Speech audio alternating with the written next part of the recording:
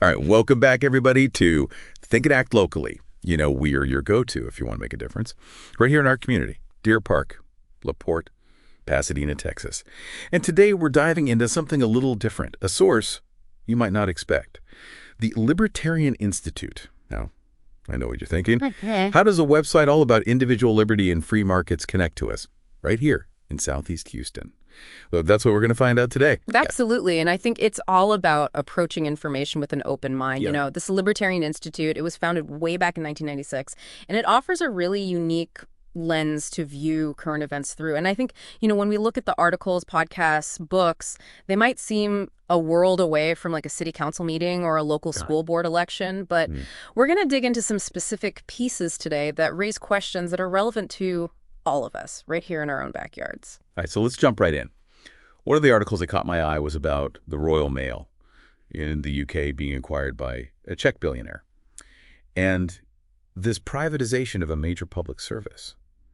It got me thinking, you know, we've had similar debates right here in Deer Park, LaPorte, Pasadena. Right. Think about the discussions about garbage collection, public transportation, even the potential for charter schools. Yeah, and I think what's so fascinating about this Royal Mail example is that it gives a real-world example of the trade-offs that are involved in privatization. So, for example, the article highlights that while efficiency might increase, there's also a potential risk of reduced service quality in certain areas. And it just makes you wonder, like, what are our priorities when it comes to these local services, right? Are we willing to maybe sacrifice some quality for greater efficiency and cost savings? Or is, you know, maintaining that certain level of service, even if it's less efficient, is that more important? These are the kind of questions that we should all be asking ourselves as residents when these debates come up. Exactly. It's all about understanding those nuances. Yeah. The potential benefits, Yeah. drawbacks, before we even form an opinion. And the Royal Mail situation gives us a concrete example to consider. Now, building on this idea of government efficiency, another article on the Libertarian Institute takes a fascinating look at bureaucracy, this one titled TGIF, Efficient Bureaucracy. And it actually name drops some familiar figures, Elon Musk, Vivek Ramaswamy, both known for their critiques of government inefficiency. Right. And those are definitely some names that I think will spark some strong opinions. But what's interesting here is that the article goes beyond just complaining about bureaucracy, and it really dives into some of the structural differences between government agencies and for-profit businesses. You know, you think about it, a company like Tesla, they're driven by profit. Competition operates very differently from, let's say, our local DMV.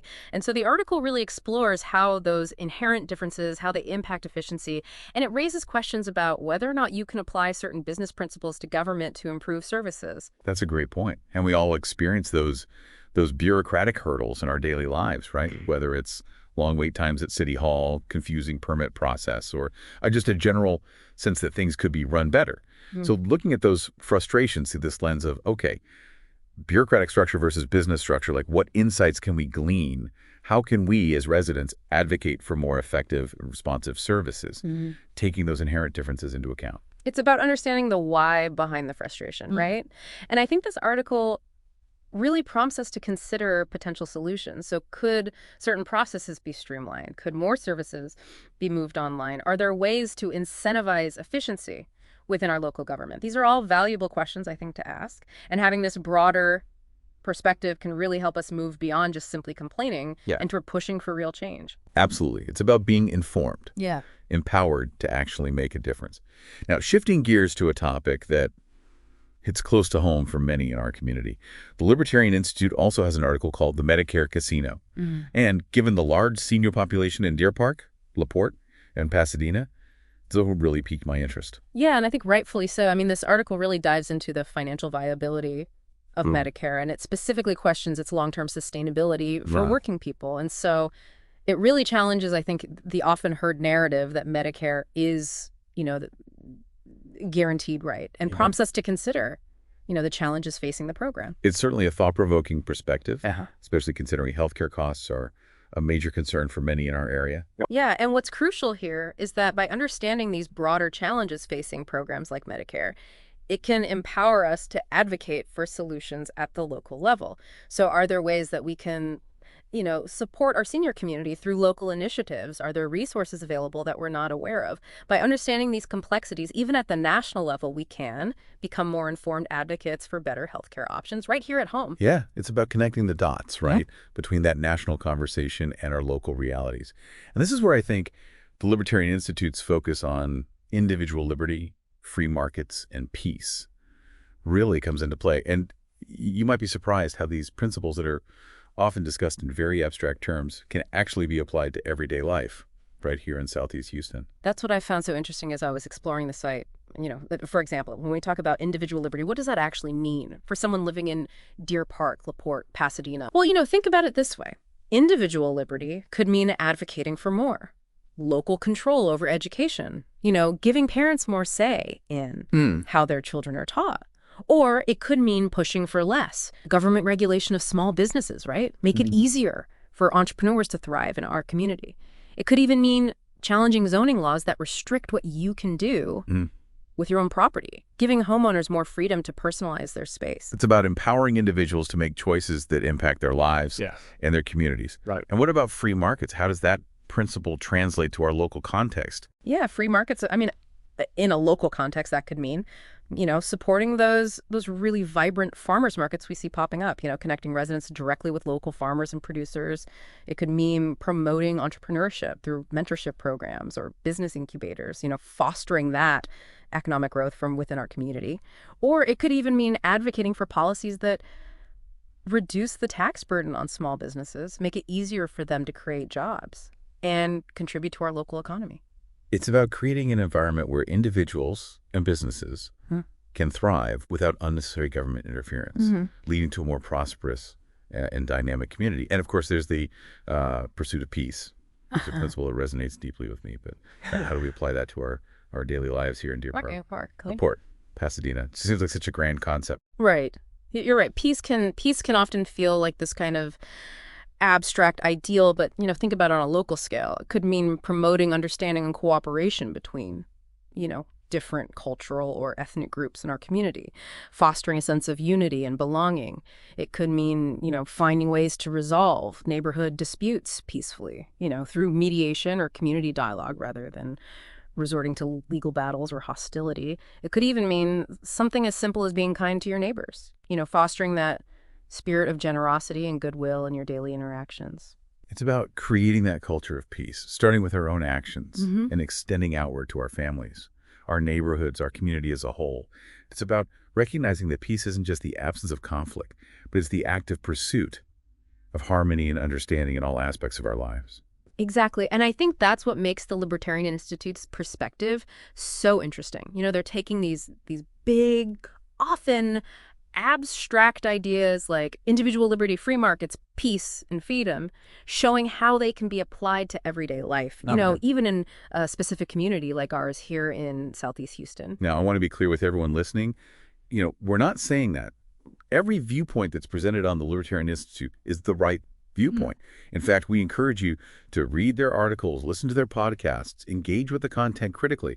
Ask yourself, do I agree with this perspective? Why or why not? What are the potential implications for my community? It's about using these diverse perspectives to spark your own thinking, to challenge your assumptions, and to ultimately become a more informed and engaged citizen.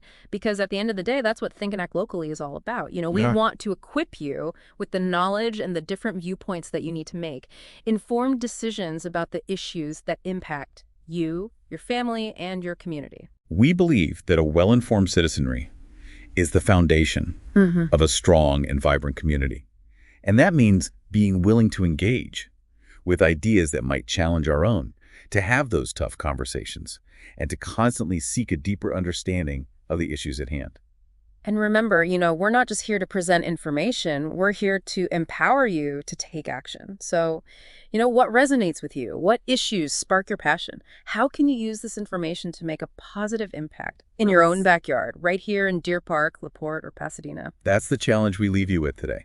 Think about it, discuss it with your friends and neighbors, and then most importantly, take action. Get involved in your community, volunteer your time, advocate for the issues you care about, and be the change you want to see in the world. Because even the small actions taken by individuals who care can have a ripple effect, creating a wave of positive change that transforms our communities. for the better. And that brings us to another important point. Think and Act Locally is a community-supported podcast. We rely on the generosity of our listeners to keep this show going and to continue to provide you with the kind of deep dives and insightful analysis you've come to expect. You know, if you find value in what we do, if you appreciate the effort we put into bringing you these diverse perspectives and actionable information, we encourage you to support us by making a donation. You can find all the information you need at thinkandactlocally.com/donate. That link is also in the show notes. Every contribution, no matter how big or small, helps us to continue our mission of empowering residents like you to make a difference. And we truly appreciate your support, and we believe that. Together, we can create a brighter future for Deer Park, LaPorte, and Pasadena. Now, as we wrap up this deep dive into the Libertarian Institute, we want to leave you with one final thought-provoking question to ponder. How can understanding libertarian perspectives, even if you don't agree with them, help you become a more engaged and informed citizen in your local community? We encourage you to really wrestle with that question, to discuss it with your friends and family, and to let us know what you come up with. Because ultimately, the more we understand different viewpoints, the better equipped we are to have those productive conversations that lead to positive change. You know, it's about moving beyond those echo chambers and engaging with ideas that might challenge our preconceived notions. Yeah, and who knows, you might even find some common ground in unexpected places. I think that's the beauty of exploring these diverse perspectives, right? It opens up new possibilities, and it helps us see our community in a whole new light. Yeah, we often get caught up in our daily routines, focusing on what's right in front of us, but taking the time to really explore these broader concepts, to think about how they connect to our local realities. That's what empowers us to be active and engaged citizens. That's what allows us to move beyond, simply complaining about problems and towards creating solutions. You got it. Remember, change starts at the local level. It starts with each and every one of us. And by, engaging with new ideas, asking those tough questions, and being willing to step outside of our comfort zones, that's how we can truly make a difference right here in Deer Park, LaPorte, and Pasadena. So keep thinking, keep acting, and keep it local. Thanks for joining us on this deep dive into the Libertarian Institute. We hope you found it insightful and thought-provoking. And until next time, remember your voice matters. Use it to make our community the best it can be.